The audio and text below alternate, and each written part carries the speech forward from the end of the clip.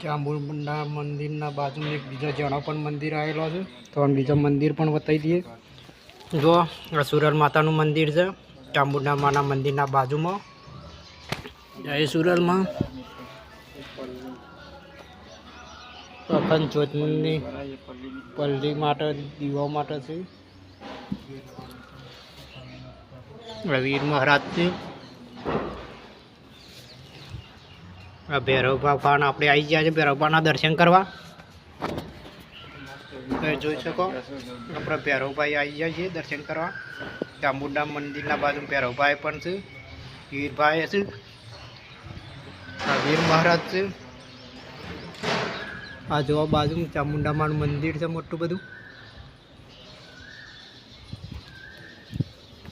તો આખું મંદિર બતાવી દઉં, મારા વિડીયોમાં બના રહેજો.